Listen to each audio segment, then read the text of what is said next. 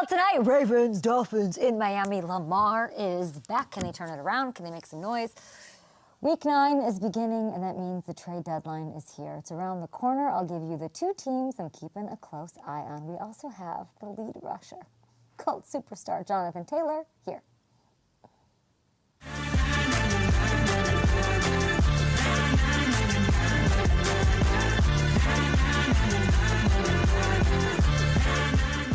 Welcome to the show. What's up, in Adams in studio, in this lovely studio here, FanDuel. We've got a Gronk Day that happened. I think we'll have Bustin' on pretty soon, our FanDuel family. Kevin Durant, I'm not sure what's going on. Love to have him and his picks and his chiming in on what's going on in the NFL world after his Commanders loss. We'll see that. We have the beautiful Week 9 slate that starts tonight. Gronk was here. We have Prop a Shot, by the way. It all kicks off tonight. Lamar is off of the injury report. Good to go as of yesterday. Baltimore, a 7.5-point fave in this one. And let's take a look at the slate. Shall we?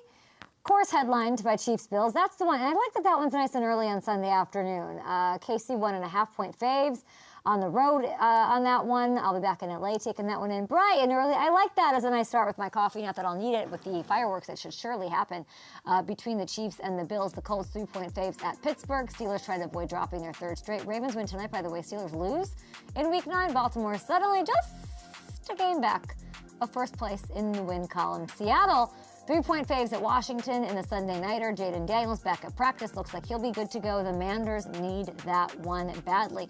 And the results tonight and this weekend, they're going to shape what happens at next Tuesday's trade deadline. Who's feeling like their season is lost? Who's feeling like they can go all in?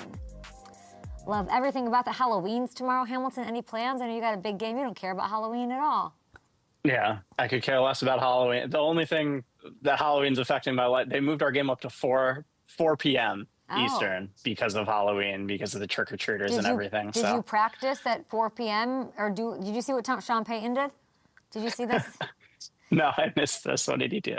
His commitment to the micro details of Sean's relationship to time, let's look it up, is a little bit mind-boggling. Not mind, I respect it. I respect it so much. Yeah. His relationship to time is really intricate. Let's look it up. I believe he said that they moved, daylight savings time is happening, right? Yeah. He moved their practices. When are they playing? We're going rogue here, sorry. When are they playing? They are playing in the 1 p.m. window in Houston. 1 p.m. Eastern window. Yeah. Yeah, so he's started practice. Yeah. Like an hour. They practice at noon, whatever, every day this week. Did you do that with your New Rochelle Huguenots? Huguenots, yeah. Huga champions? What did you? I mean, luckily that's around the time we practice anyway. So my sick mind was thinking about that. Like, maybe this will be good. Like, game time at the time we normally practice. But yeah, I'm gonna have to head right there after the show tomorrow to get ready. I don't have my druthers about me right now. What is Pat Surtain playing? Is Pat Surtain back? He's expected out for weeks, right? Yeah, he's gonna be out at least this week. It sounds like, yeah, not the worst thing. It was positive news overall because they thought they might have lost him for longer than that, but he'll be back on the sooner side, yeah. And I guess the other good thing about Halloween, we got pumpkin spice, so there's always that. What is your problem? What's your problem? You know who's feisty? Our guest, Olin Kreutz. Feisty. Yeah. A feisty Hall of Fame finalist. I'm feisty too, but you're being a brat. A brat-tatouille. You're brat-tatouille just about because the I pumpkin like spice. It's not even pumpkin spice, because it's I like pumpkin. pumpkin spice. Pumpkin in general it's like the cantaloupe in a fruit salad. It does nothing for me. It is like white chocolate. It does nothing. It's pointless. Why would you ever prefer, you'll never get me ordering a pumpkin anything. Pumpkin pie, not into it. I enjoy it. The worst what can I say? Not the worst, but it's not like something that you'd choose if you have a turtle pie on the menu. Do you know what I'm saying? Even a key lime, whatever. If a pumpkin pie's on the, it's like not into it. I'm just not into it. Carving pumpkins, also gross, messy. I will say pumpkin seeds are the redeeming like a nice toasted pumpkin seed. That's a redeeming quality or effect of a pumpkin. We shouldn't be talking about I disagree. Nonsense. I disagree. I'm gonna finish this, and I'm gonna have a Hershey's cookies and cream bar. Oh, and after. Then we'll age will age really well, you and I, with the sugar intake and the glucose spikes that we're having. Week 9 slate's pretty good. I can't believe that game's so early. I want to get into some things and some matchups here. Okay, there's trade deadline. God, that's Tuesday? Yeah. Trade deadline's Tuesday. Here are my thoughts. Here's there's teams that are feeling like their season's lost. Maybe they're dealing people. There's teams around the league and front offices thinking, I can go all in and maximize my all-inness to go to the Super Bowl, to the playoffs, and so on. This is a team that I'm looking at. I am intrigued by the Patriots. We had Gronk talk to us about this, of course. They traded away Kyle Duggar and Keon White earlier this week. So they're active, they're having these meetings. It got me thinking that maybe what is a bigger, more exciting move that they can make and take? You could make the argument. They are not a piece away from making a Super Bowl run. Sure, I understand. You can make that argument. I'm going to say to that, why the hell not? You've got Drake May, MVP level, third in MVP odds right now in FanDuel Sportsbook, by the way. Top 5 defense, okay? A schedule that really does sort of give you the warm insides. It's like, I can hug this schedule. You have an inside track to winning the AFC East. Go all out. Not going to name names here.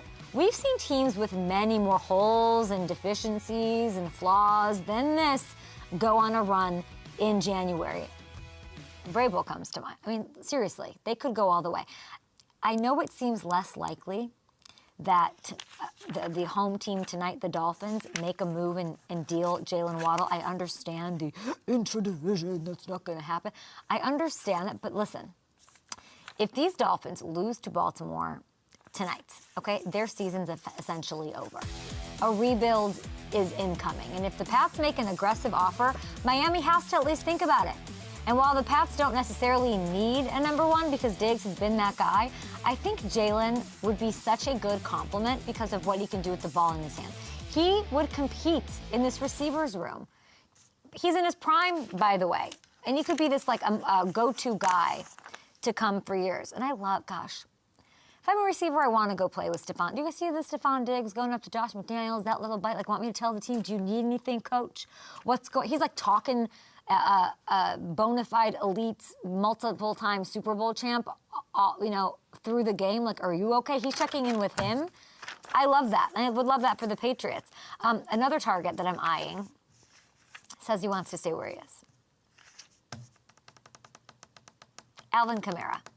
People stay in New Orleans. You can say what you want about players like to stay in New Orleans, even when they're not in their non-competitive era. There are reports the Pats are interested in adding a running back, okay? Who else would make sense? You guys tell me. Who else would make sense outside of AK? I don't think, really, he's the only guy that really gives them something that they don't already have on the roster because he can line up at wide receiver as well as the backfield, as we all know. If it's not Kamara, I don't see, and I don't want them to add a running back if it's not him. They're Elliott with 1 L. There is my wish list. You have to beat the Falcons this weekend. I think a little of that hinges on that, though I'm sure he's done a lot of his work here. Love talking to him at the owners' meeting. I was actually just looking at clips from that back in the day. I was looking at Chris Ballard, who's crushing it, Jason Light, basically, if you're an owner, Hamilton, that came and sat with us in the 99-degree humidity down at the Breakers, are you not having the best time of your life? Ballard? That's a great point. And all those GMs are on first place teams right now. The ones and the bottom of the barrel ones do not come and hang out with us. So I'm just putting that out there. But I'd like to see that. But if they win, if they beat the Falcons, that would make them what, 7-2? Yeah. Love that. And if the Bills lose to the Chiefs, then they're the favorites. Then they're two games up in the win column in that division, which is wild to think about. And you and Gronk will just skip around together holding hands because you two are best friends. We'll get to proper shot with Gronk for tonight's game, by the way, between the Ravens with Lamar at Miami. Fun one tonight. Other trade targets. So that's the Patriots intriguing. We all can agree. We're all in. I am the fan GM of the Green Bay Packers. I have heard your calls, you've sent your Ravens, your telegrams, you've sent your cheese curds with messages to me saying, your Mike's Kringles, I've gotten all of your gifts, okay, saying we want a corner. We want a corner, we need a corner. I don't I don't know if it's going to. Usually I know. I tell you, we have a good relationship. I don't know if this is going to happen at the cornerback position, but if it does, here are the guys I like, okay? If it were to happen, I will take credit for Olin going there, okay? This is a former Pro Bowler. He's on the block because he hasn't really fit Mike McDonald's scheme. Something's up there. But that doesn't mean he doesn't have the talent, okay? Reek could make this happen. He's got, speed. If I'm Goody, I need somebody that can make a play on the ball and to complement the pass rush that is now explosive. He made this huge swing for Micah Parsons. He would rack up interceptions in this half-lease scheme. I love that. I like his measurables, right? His length, his speed. He's super talented. Not quite fitting where he is. That's the corner. You guys tell me. Who do you want? I'll be on the phones this weekend, next week. Obviously, a lot of it has to do with what's going on in the standings and all of that. I will also say this. If this doesn't work out, like if that would be the one hole for me is Reek. You guys tell me. I like Cam Taylor-Britt, too. I'd call the Bengals. He got benched 2 weeks ago before the Steelers game. Weird. I feel like maybe there's a change of scenery necessary. We know he can be a playmaker in the secondary. This Packers team is super complete. Like I'm saying, I don't know that they're dabbling in the trade market. I think they can win the Super Bowl without doing it. They did what they needed to do. They're super complete, but that would not hurt.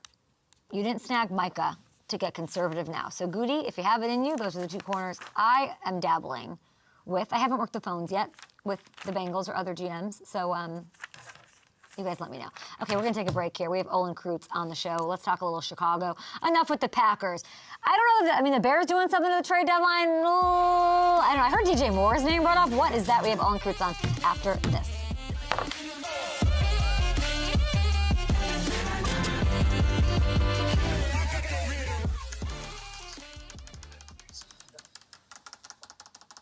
What's going on over there? I'm just super annoyed. Hold on. What's going on over there? Are you excited for tomorrow? I am. I'll be very excited. I'll be on a remote tomorrow. Okay. Nice. But I will watch this game tonight. I need a lot of things. I'm okay, thank you. Okay.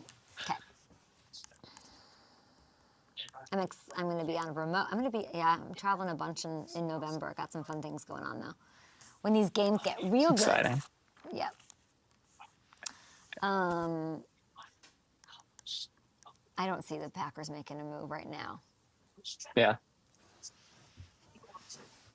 Is there anything that could happen game-wise this weekend that would change my mind? As far as they're concerned, I think, Carolina. I don't know if anything changes anything for them, but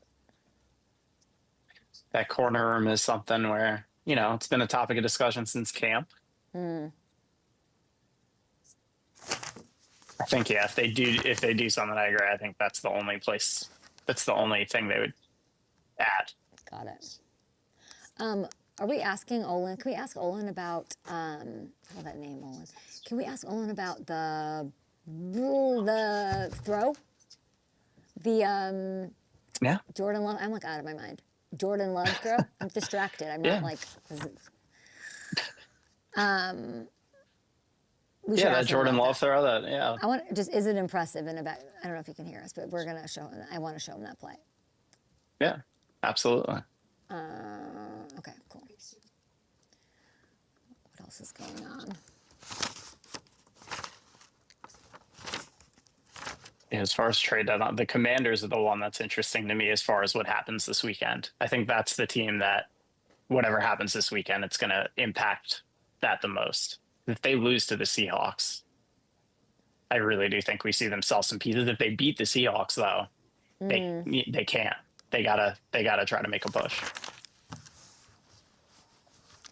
Got it.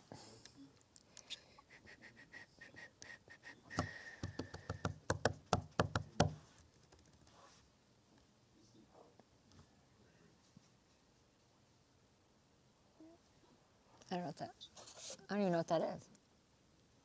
I can take a look.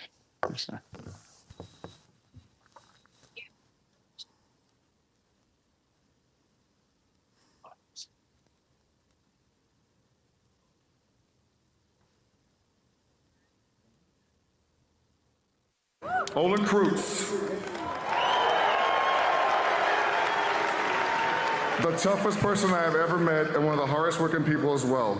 No doubt he was our team leader. Olin was the best center in the league, and he made me a better player and competitor. We all looked up to you, Olin.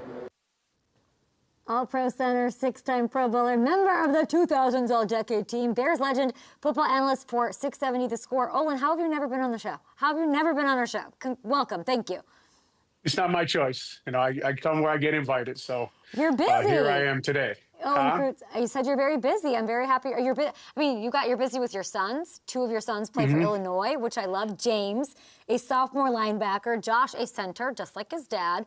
They unfortunately lost to your alma mater, Washington, last weekend. I'm sure you're always rooting for them, but what's going on here? Huskies got the win. They did. Washington played really good. Tough to play in Washington. They haven't lost there since 2021. Coach Jed Fish did a really good job. As you're saying, it was surreal to be there. And like I catch myself, all the chants start getting going, like whose house, dog's house, and hello, dog fans. And I'm cheering it. And I realize I'm there to support my sons for Illinois. So it was a cool moment for me and my wife to be in the stands. And like you said, we're busy. We had the two boys. My daughter plays volleyball at Miami of Ohio for Coach Dan Gwitt. They're trying to turn that program around. And I have three other daughters under her who are also volleyball players. So we're running all over the place and following their careers and really enjoying it. Grace at Miami of Ohio. It's very impressive. It sounds very exhausting. Unbelievable. Yeah. 6 kids, of course, you and Wendy love that. I bet Halloweens were very fun growing up. And by the way, Illinois has Rutgers on Saturday. Illinois 12.5-point favorites. Everybody, if you're interested in that sort of information. Now let's get to the Bears. I will be trick-or-treating somewhere in Chicago tomorrow with my nieces and nephews. And I remember I'm a kid who grew up in the Chicago public school system. And what we had are something called progress reports. They sucked. You got them report cards are enough, Olin, but we'd have to come home and there was this green sheet of paper and our parents had to sign it. And you were never I'm a procrastinator. I was never doing great midway through a quarter. But we're midway through the season, so I need a Bears progress report as we sit here. I'm going to do it in 3 phases, 3 things that really pop out. And I want to start with the defense. What kind of grade would you give A through F this defense midway? I think you got to give them a B, right? I think with all the takeaways, they're leading the league in turnover differential, and they had 15 in 4 weeks, which is crazy. It was amazing. My partner on 670 The Score, Pat Manley, talked about takeaways in bunches. They come in bunches. Well, they sure did for the Chicago Bears. And with all the injuries that Coach Dennis Allen has been dealing with, Kyler Gordon in and out of the lineup, Grady Jarrett getting injured, just the concepts and the schemes that he has come up with to confuse quarterbacks like Geno Smith, like Dak Prescott, his third down simulated package pressures have been really fun to watch. And I've been really impressed with Dennis Allen, and B is only because they're 4-3. I really think this defense is playing really well. I really enjoy watching nose guard Andrew Billings go to work. When he does get in there, they didn't start him to start the year. They started Javon Dexter at nose guard, and with the injuries they had what I think is their best football player, and Jalen Johnson, him being injured, not even starting the year, and Tyreek Stevenson going, has been really fun to watch. I'm glad that you're saying that because them doing this without Jalen Johnson is very impressive, and I think it's at a national level, we don't think this Bears defense is roaring. Would it be?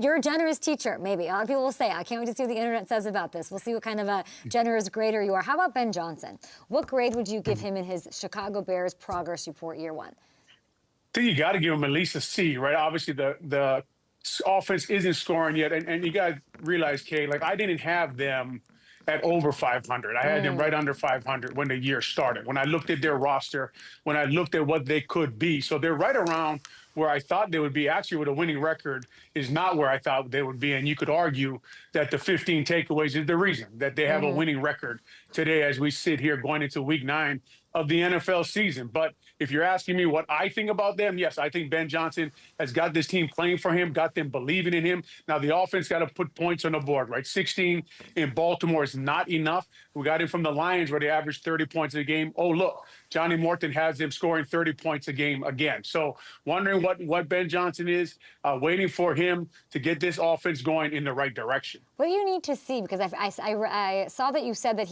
they're outperforming expectations. It clearly has to do with the coach. You know better than anybody some of the institutional stuff, some of the mindset, the mental stuff, the adversity that you have to sort of overcome to give confidence to your team, all of that. Like, what does he need to do to get a better grade? I feel like I would be in your office being like, what the hell, man? Well, I would like to see him get this quarterback going. As you know, that's what we're watching for, right? And Caleb has 3 interceptions and 2 touchdowns in the last 4 games. And that critical interception he threw against the Baltimore Ravens, you know, I put that on Coach Ben Johnson. I think they're tied together. I think that offense is all tied together, waiting for the schemes, the concepts to put the ball in the end zone, in the red zone. That's what we want. That's why Ben Johnson is here. And look, if you get $13 million a year, you get graded hard, right? You get graded hard as the coach who came in and wanted to fix this offense, like they brought Matt Nagy in, and that didn't happen there with Mitch Trubisky. As you know, okay, coming from Chicago, we've been going through this for a long time. So we are watching if this thing is going to turn into the right direction. We are waiting for a franchise quarterback to get going and keep us in the hunt year in and year out. What grade would you give Rome Odunze? Watch it. Rome, I think Rome is like a B right now. I think he's playing really well. You know, Rome is obviously from University of Washington, like you said. There's some big catches that he has missed, but he has become a matchup nightmare for a lot of these cornerbacks. He's big. He runs really good routes. We forget. We want success right away, but we forget how young this team is. We forget that they're only in week 8. They're in the first year of this system. They brought in Antoine Randall from the Detroit Lions, who does a great job coaching the offense. I think he is the assistant head coach for the Chicago Bears. They put a lot on Anton Randall's plate to develop these wide receivers like Luther Burden, like Rome Odunze, like DJ Moore, get them moving in the right direction. They have a lot of weapons. Now we're waiting to see it all come together. Really excited to see where this offense goes. As a Washington Husky, and Rome, of course, is as well, how much, true or false, you campaigned for him? Did you want him to Chicago? Did you send Do-Right or Stan's Donuts to the front office and polls and say, this is the guy? No, because I'm an offensive lineman. And I wanted Olin Kreutz that year, right? And I wanted guys who could protect Caleb. And I'm always kind of worried about, you know, I've said a lot that Ryan Poles is building a 7-on-7 team here in Chicago and skipping offensive lineman, but he did go out and sign Drew Dahlman, Joe Tooney, and Jonah Jackson. But if you're asking me who I wanted in that draft, love Rome, right? Love the Dogs. Whose house, dog's house, all that stuff. I can give you all the chants, all the cheers. I did go to Washington, but I wanted the left tackle to put there, plug him in, and let him play for 10 years. Don't you like the guy at left right now? Let's do it. I mean, offensive line. What grade are you giving them? I should have asked you that instead of Rome. I got a lot of questions. No, you're good. I think the offensive line again is coming out from a D to a C. Right, they didn't do real good, and they went into the bye week, and they fixed their run game. Their run game wasn't doing very well, and they weren't stopping the run after the Raiders game, right? So they went to the bye week, and they went to the Commanders, and everybody's like, they're going to lose because at the time the Commanders were the #1 rush offense, and we had the worst rush defense in the league. They fixed that. They ran the hell out of the ball for 2 games, right? I think 200-plus yards in 2 games. So, you know, against Washington, New Orleans, now they kind of came back a little bit against Baltimore. But this offensive line, the coach Dan Rochard, the offensive line coach, working well together. I can see it on film, starting to learn each other. I just seen a combination block versus Jonah Jackson and Darnell Wright, where they absolutely killed the Baltimore defensive linemen. So they're coming along, and like you talked about, that left tackle position is always in question, always in flux. Started with Braxton Jones. They benched him. Now they're with Theo Benedict, who's from British Columbia. I mean, the story is crazy. They moved him to the starting lineup. He's got a lot to learn. I don't think that this team will be active at the trade deadline. But then I'm hearing the DJ. I agree with you. I agree with you. Are you hearing the DJ Moore stuff? What do you think of that? Should they trade him? I hear it, and I don't think they should. I really like DJ Moore, and I like his game, right? I think he's a tough wide receiver. I think he put the ball in his hands. He gets critical yards. Just last week, 37, they pop out a little pass to him, and he fights for 10 yards. They put him in running back. He blocks. I mean, look at him here, running over guys. This is DJ Moore, man. They don't just make guys like this everywhere, right? So if you decide that you want to move on from him and move to Luther Burden, you could see why they would do it, Kay, and why people are asking the questions, because they put so many assets into this part of the room, right? They even drafted Colson Loveland, who's basically a wide receiver at tight end right now, and he'll learn how to block. He's a big guy, but they drafted him. They drafted Luther Burden. They drafted Rome Odunze. So DJ's more names obviously comes up. I don't like it. You could see why they would do it. I wouldn't do it right now. I would leave him there so Caleb has much weapons as he needs to get the ball out of his hands for guys to make plays. I'm looking at the odds right now. The Bears are plus 265 to make the playoffs. It would be amazing if that happened this year. But like everything going on, even this trade deadline, it's like bigger than that, right? If we zoom out, this is a 3 to 5 year, 5+ maybe year situation in this division. And if I look at it, you got the Lions and the Packers. They're kind of even. Great, highly paid quarterbacks. They're stacked. There's great leadership. It's really about like the advantage the Bears have is that they have not paid their guy. You know, they've not given that. They have to really make it count every move that they frickin' make in the next, this trade deadline, the ones to come. So the DJ Moore thing is a little bit attractive if you're looking at it objectively for like, what do we do to close that gap? Who do you think, or are there moves that you think that need to be made? Let's say like macro level, like zoom out over the next 3 to 5 years this year that need to be made by whoever's running the front office, Ryan Poles, of course, what's it going to take to overcome those two juggernauts at the top? It's funny you said 3 to 5 years, and then you're from Chicago, and you said 5+. So I know how you feel, right? Like it's going to take a while. Like we got to fix this thing. We haven't won a playoff game since I played, and I'm old, right? So it's been a long time since Chicago Bears got this thing moving in the right direction with the culture that they need. And I think they just need to keep building up right now, get their young quarterback playing better. It's still a winning culture there at Hallis Hall. We just talked about how much losing they have done there in the last 10 years. So it's going to take a while to turn that building around, get it moving in the right direction, get your young players to become blue chip players, right? Darnell Wright, Rome Odunze, you just mentioned him, right?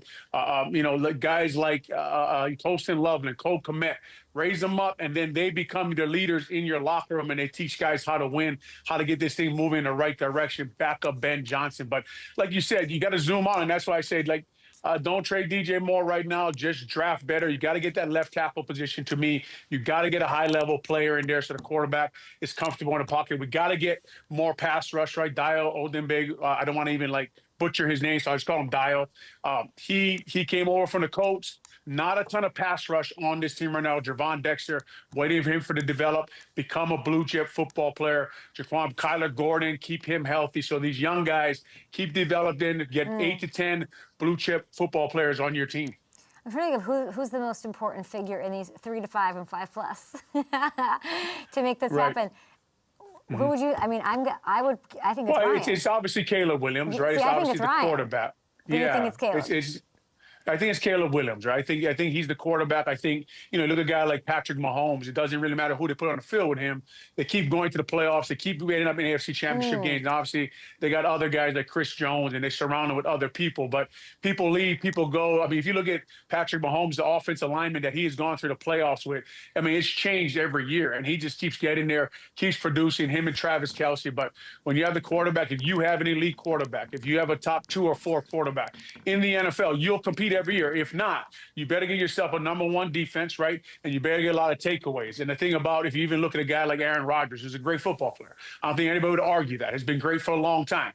The only time he ever won a Super Bowl was his defense was the number 1 scoring defense in the NFL. Really well said. Love hanging out with Olin Kreutz. We're going to get to you in your Hall of Fame here in a minute, but I'm getting crushed on Twitter. Usually do. Bears fans, I know. I said there's this throw. Okay, I interviewed Jordan Love. Oh, there we go. Whoa. How about that? What? We got action in here. What's going on?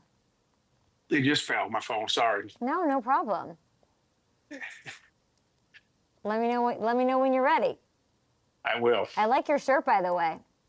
Oh, thank you. I think you're inside the top 30, if I'm correct, right? You mean the Bears 100? Yeah. Yes, 27, 26, 27? I don't remember the exact number. Love that. Okay, so I interviewed Jordan Love, and we obviously incredible game, high pressure game up against the Steelers, Aaron Rodgers, all of that, and I gave him a lot of love for this throw on the move, and I said not a lot of quarterbacks can do this or pull this off, and there's a debate online as to whether or not this throw is impressive. This is something that Jordan Love does consistently, by the way. Are you impressed by this throw? Yeah, I see what your point is. There's not a lot of people, there's like 32 quarterbacks in the NFL, but how far did that throw travel? There's a lot of NFL quarterbacks who could make that throw. It is a good throw. I think that's Christian Watson, who, when he's coming back, man, it's going to make a big difference for the Packers. And they're a scary football team right now, and we watched them against the Steelers. But good throw. I wouldn't say great, Kay. I wouldn't give him like a golden arm statue, but there was a throw. If you want to find a throw Caleb made to DJ Moore at the end of the game last week. Okay, can we find that? That was a throw. Okay, we'll keep talking, and I'd like to see that. I can't. 42 yards. He's throwing back across his body. The safety. And then I have people arguing. No, good throw. Just he's an NFL quarterback. A lot of these guys can do this. You know what I mean? It's crazy nowadays. These guys, the way they throw the ball and fling it, it's something. But I don't know if I'd give him the Throw of the Year award off of that. And I'll continue to get dragged. Chicago fans are going to absolutely love that. Let's talk about the Hall of Fame. Well, you're talking about the Packers. I don't think it's the throw. I think it's the Packers quarterback. That's fair. Congrats on reaching the top 52 modern era players eligible for the Hall of Fame class of 2026. You're put on that 2000s all-decade team offensive line by the Pro Football Hall of Fame. That makes you, my friend, top 2 at your position for the decade, okay? For the entire decade. That's crazy. I know you said I don't know why it's taking so long. Why do you think that is? I would venture to guess it has something to do with just the center position. What do you think? Yeah, there is a backup there, right? And I like you said, I did make all-decade. I think I'm the only offensive lineman on the all-decade, not in the Hall of Fame. So I like to go in.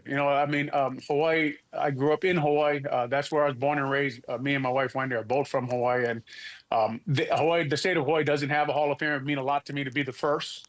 I think I deserve to be in there, but obviously you can't make your own argument. In the room, I think my stats say, and I think if you ask guys who studied offensive line, like guys who watch offensive line play, and the guys I played against, hopefully they would say that they agree. What's your relationship like with the Hall of Fame right now in that process? I don't really have one. I don't really know anybody there. You know what I mean? And no, I mean, obviously, I guess the idea of it. Are you patient? Like, how are you? By the way, I do this with every Hall of Famer, then they get in, and then we kind of get to look back at it. But where are you in handling? I've talked about this with Hester. I've talked about this with literally everybody. Where are you with your personal relationship with the idea of the Hall of Fame? Would be a huge honor, right? I mean, I was patient when it started, starting to get a little impatient with guys who I've seen going over the years, and they all deserve it. I just kind of think like, oh, man, I've had that kind of career also, and I've had those kind of accolades also as we go on, and I played with 20 different quarterbacks for the Chicago Bears and still kept the level of play that I kept, right? So I don't know if anybody can match that. I don't know if anybody can say they played with 20 quarterbacks and still went through 6 Pro Bowls, but those are my arguments, and hopefully one day I'll get in. I don't think about it every day. As you mentioned, I have 6 kids and they keep me pretty busy, but it would be a hell of an honor, and I do think I belong in there, and we'll see what happens. I know Nick Mangold, one of the other centers who advanced to this stage. I saw you tweeted about him. I'd love to just sort of hear, and I'm so sorry for your loss to the football family, loss to the brotherhood of centers, present, past, and future. Larger-than-life player, larger-than-life person. What will you remember about Nick?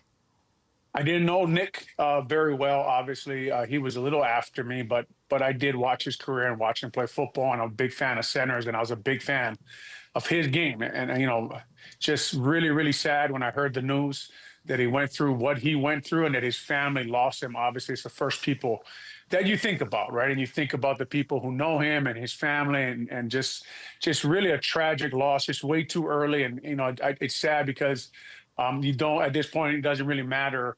It does. He was a great football player, but more than that, from what I hear from everybody, he was a great person, a great teammate, and a great family man. And just really, like you're saying, really a big loss and just a sad story.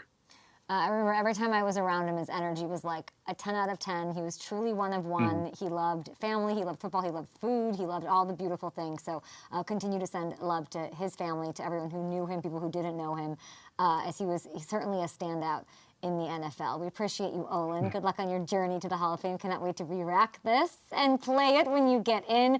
And you can, of course, listen and watch Olin all week as a football analyst for 670 The Score in Chicago. Happy Halloween. Happy weekend. Thank you, the legend, Olin Kreutz. Appreciate you. Have a good weekend. Thank you very much. You too. Appreciate it. We'll be back after that. Jonathan Taylor, the leading rusher in the NFL, joining us. What's top of mind for him? Is he thinking about MVP? Does he care? What's it like to win right now? We'll be back.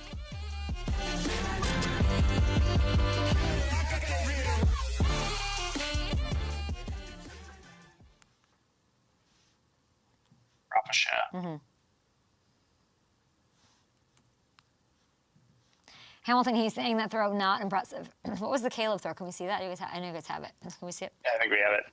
I think we have it.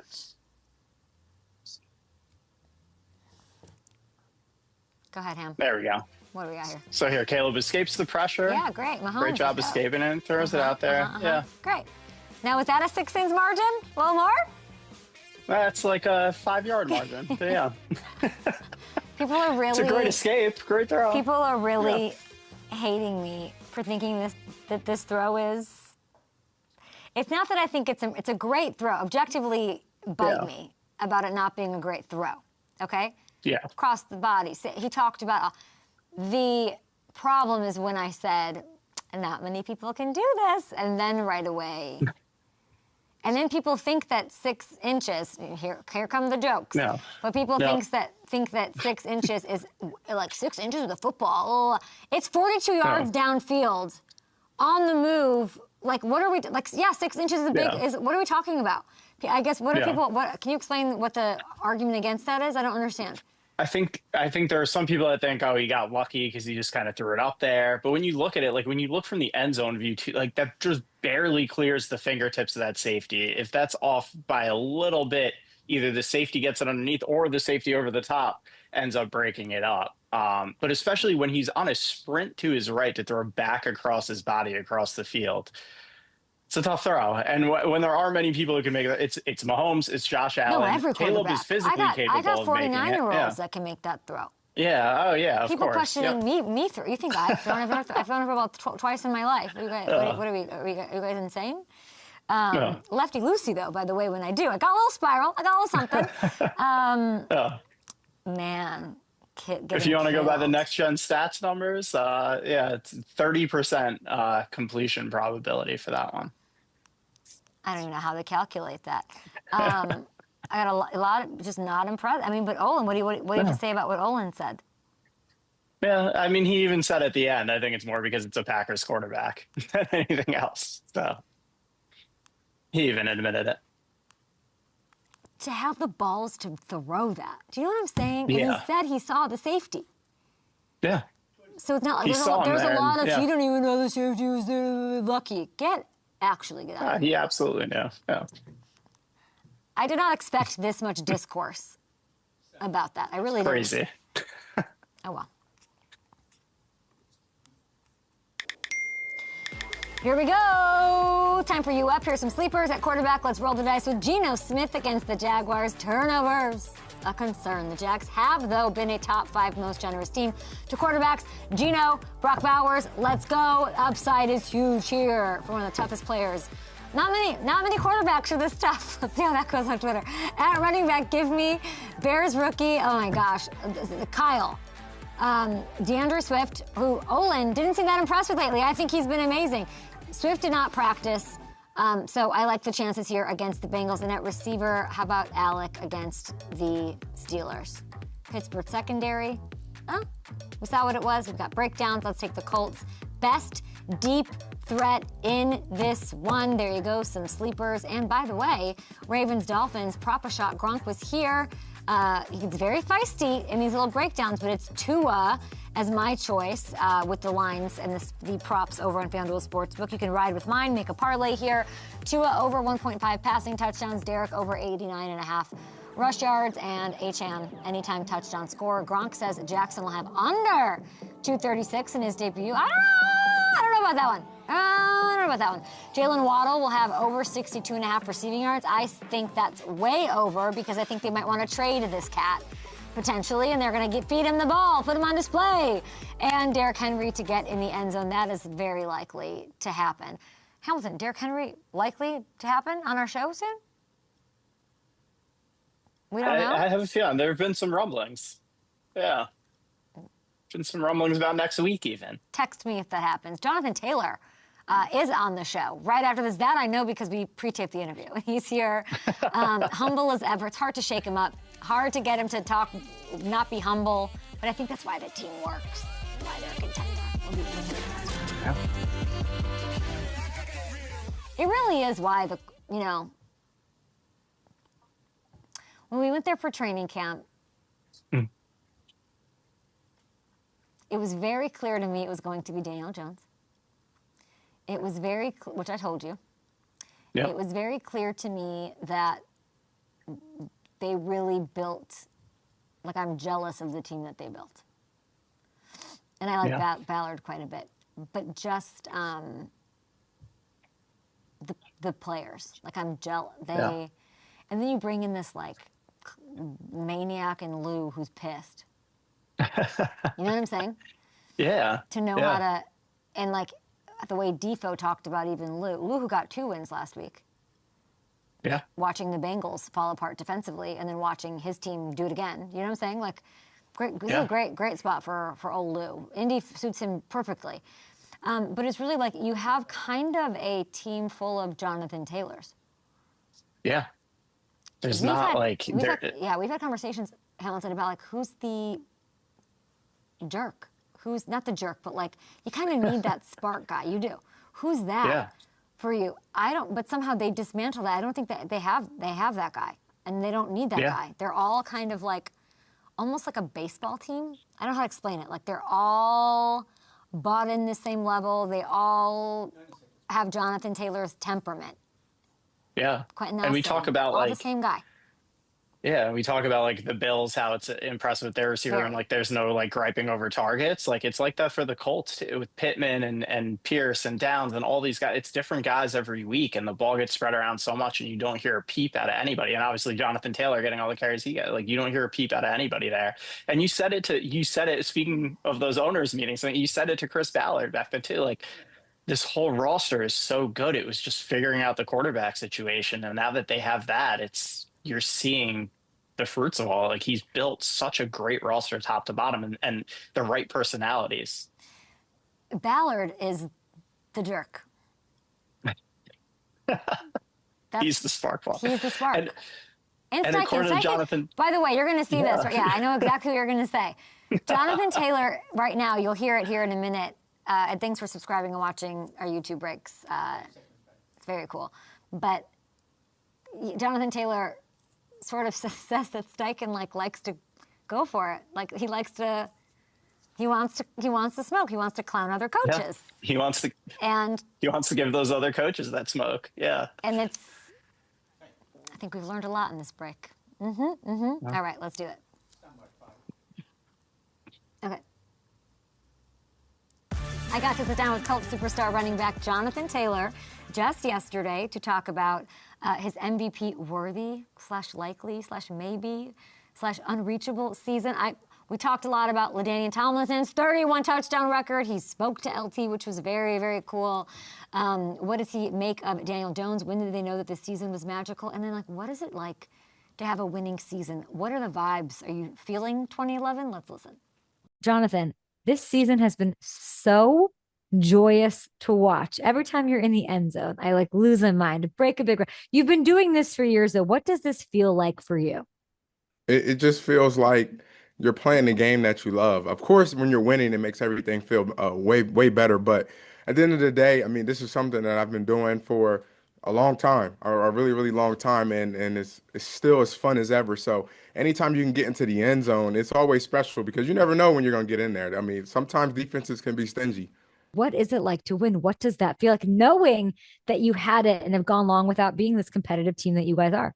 It's tough to win in this league. There are a couple plays that if they go the other way, you guys might have come out with the win, or there's a whole multitude of things that goes into winning the NFL game.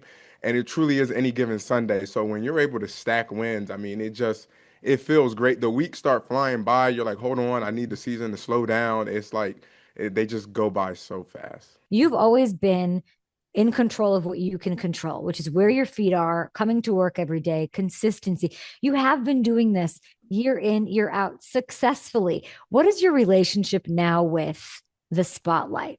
Because I can tell you, I'd be like, get out of here, fans. I've been doing this forever. Don't come in, don't all of a sudden start giving me the love and the highlights and the lore. Now, what is your relationship with the recognition you're finally getting for your work?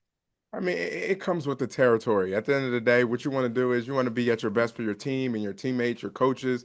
And of course, once you start winning games, you're playing well. That all comes with it. But especially for the fans of Indianapolis, I mean, you want the city where you're at, you want them to be excited. You want them to be loud at the games. And by putting a good product on the field, that's how you do that. It makes it a hostile environment for any other team that comes in here.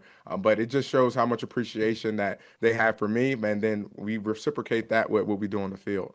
The Colts have been scary good this year. It is Halloween week. Here's my costume idea for you this year. It's the good old MVP. This is pretty cute. Yeah. What do you think of that?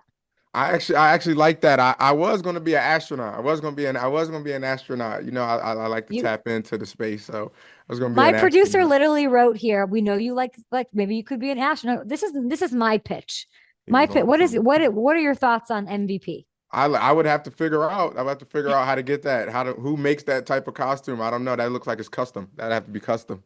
It's AI actually. In real life, you know that you're circling that award, that's something that's being talked about. How do you feel about that? Oh, I mean, anytime you get mentioned with that, you're talking about the best player in the league. And at the end of the day, we're all competitors. So no matter what you're willing to do for your team, everyone wants to turn on the film and say, hey, I was the best player on the field. So when you get to have your name mentioned among those ranks, it's special, especially at this facility, because we had a guy here, a couple guys that have been able to achieve that, but other guys that we think probably should have as well. So it's just, you got to continue to work. I realize everyone who has achieved that, you talk to people around them, people who witnessed it. They came into work every day. They put their hard hat on, and they just let the weeks compile. Week after week after. Some of them are showmen too. The running backs, not so much. Like Barry, kind of quiet. Adrian Peterson, I think you're right. Like you put your head down.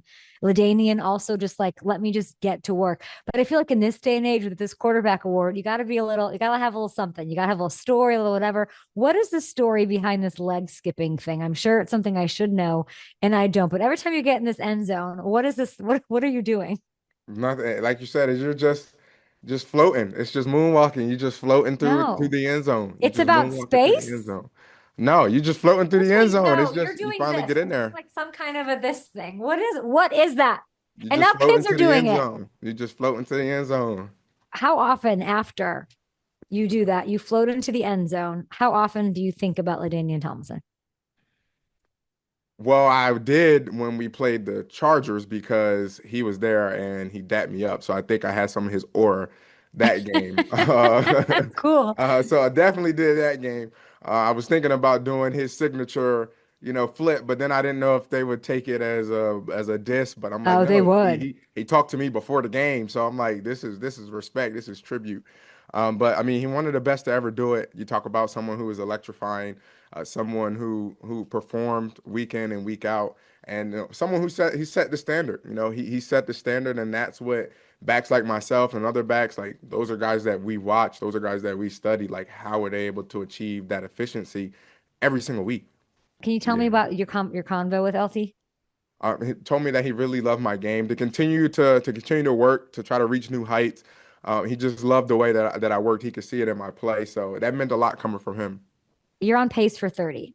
You know the record's 31. That's why I'm asking you. Every time you hit that has to be one. I know you only care about team success. You have it. So now we can talk about you and some personal goals. How badly do you want that 31 touchdown record?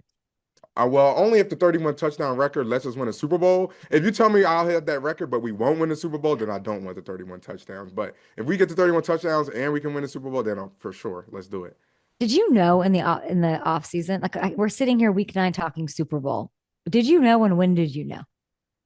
Well, I knew the type of team we had. We got a bunch of the core group of guys back. But once we got into camp, I just saw the way we worked. I saw how things were clicking very early, and I knew we had something special. Of course, we know that it was going to take work, but you got to go out and prove it every Sunday. But just from that first week of camp, I'm like, we have something special here, and it's going to be magnificent to see how this unfolds. As long as we continue to keep our heads focused and don't get complacent, we can be really special. What is the one thing that you think has really brought this team together?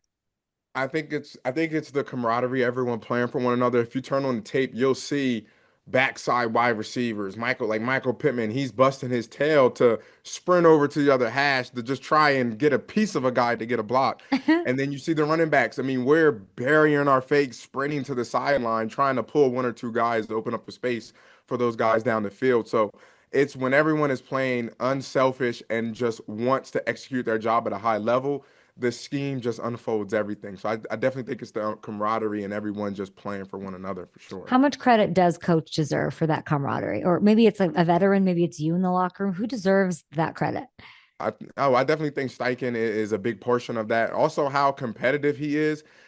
When you have a coach who's almost like a player where you're studying your matchup, you want to go out there, you want to expose your matchup, you want to expose his weaknesses. That's how Coach Steichen is. He's always trying to figure out a way to out-coach the opposing team.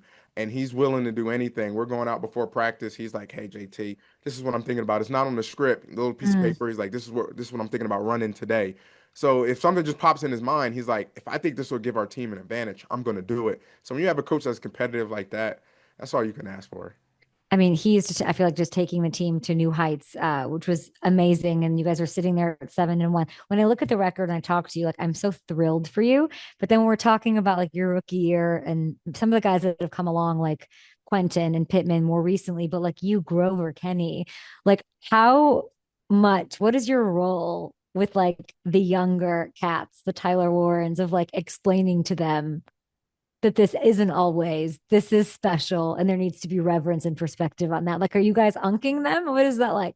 No, that's definitely something that we spoke about.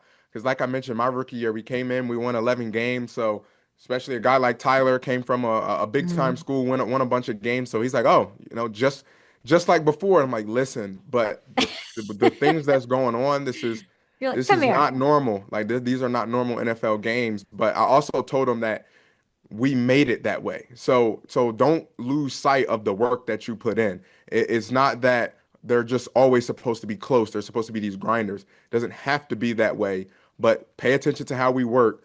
And this is what it takes to win like this. That said, Warren looks pretty good. Like, it looks like very easy for him. He's this rookie tight end. He's leading the league, the team rather, in receiving yards. Like, I like seeing him in Wildcat. Okay. Does Shane, that maniac, does he have plans to put both of you in the backfield together, Jonathan? I'm sure he's scheming something. He's always scheming up crazy things to do. And Tyler's the one to do it. I mean, I mentioned this in a few of my other interviews. He came in and kind of was already ahead of the learning curve. A lot of times rookies come in, you have some mental errors here and there. He had very few, if any, in training camp. So that's when I realized, like, okay, he's a smart football player. He's a smart, savvy football player. Now he just has to focus on how to do his job at a high level and the why. I mean, he's going to continue to get even better. Is he the rookie of the year? Oh, for sure. Tyler Warren, I mean, you see the way he's playing. And I think he's just getting started. I honestly think he's just getting started. Like I said, this is rookie year, so you're getting your feet wet. He's already making an impact, but he'll continue to grow. So I'm excited to see what it turns into. What was your first he's my guy moment with Daniel Jones? I think it's when we first got into training camp and he called a check that is like in the playbook, but it's like if you've been here, it's like one of those checks like, oh yeah, we call that sometimes. And the fact that he called it, it's like, did this guy have the playbook like 6 months ago? And really? But that's when I understood, like, oh, okay. His preparation, his level of preparation is different, because for him to come in day one, day two, and to make that call, make that check, it's like, okay, he's been studying, and like I said, it's day one of install, but he's already that far ahead. I'm like, okay, like this guy, he's legit. What's the most impressive thing about him? I think the way he's even killed. Like, we'll go down, we'll score a touchdown, and yeah, he's excited, but now he's on the sideline. Hey guys, be ready for this next drive. Like, he's already thinking about, we got to continue to apply pressure. It's almost like he has that competitiveness, that edginess to him. Like, he's tough as nails. So I just think that his even kill and his focus in the game, in the midst, I mean, we're cheering, we're having a great time, and he is too, but he's like, hey, be ready for this next drive because we're going down and we're scoring. There's like all these clips of him like not talking, like these, like your social media crew is unbelievable. When he does get talking, what is it about? What is it like? What makes him tick?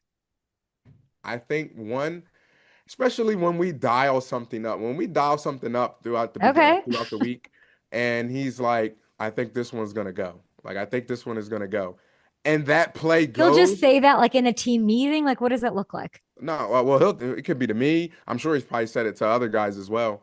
And it's like once it goes, he's fired up. I mean, we're all fired up, but that's what gets him fired up because he knows the work we put in all week to make that happen on Sundays. Last time I got to sit and talk with you, it was all about that most touchdowns in Colts history vibe. You are 2 rushing touchdowns away from passing now Edgerrin James. You hopped up a couple of people on that list. When you do pass Edge, what will be going through your head so I know when I'm watching on my couch? It'll just be all of the other backs that came before me. They paved the way. They set the path. And then now it'll just be my job to try and elevate that for the next guy to come and to break that. I mean, that's what it is. That's what it is to be a running back. It's a fraternity that you're in forever. And I'm just glad to be a small part of it. Last but not least, your fellow Wisconsin Badger is going to be on the other side of the field this weekend. You, TJ Watt, I know you guys missed each other by a year, but is there any relationship between you two? No, definitely. I mean, if you talk about all of me, it's almost like Wisconsin U over there with the amount of guys that they have over there. So it's always a great time. Anytime I can see one of a former Badger. But I also know the level of play that they bring. So it's going to be great. A lot of the times, maybe not with TJ, but some of those other guys, Nick and Keanu and Isaiah, it's just, you remember watching them in Wisconsin go against other guys like, man, I'm glad they're on our team. So it's definitely going to be a challenge, but we got our hands full this week. I don't know. I think you're going to be floating into the end zone. Hopefully, couple times. I mean, if I'm Carly and Kaylin and I'm flying LaDainian out to every game. Listen, I don't know. It must have been that, or it had to have been the or. No, it's all fun and games with LT until you pass his 31. And then we'll see what the fraternity, the brotherhood is. I don't think it's a record he's ready to say bye to. By the way, speaking of records, you're undefeated against Aaron Rodgers, which I think is very cool. We'll see. But you're 2-0. Good luck on trying to get to 3-0 against them to advance to 8-1 on the NFL this year. Congrats, Jonathan. Couldn't be happier for you. Thank you.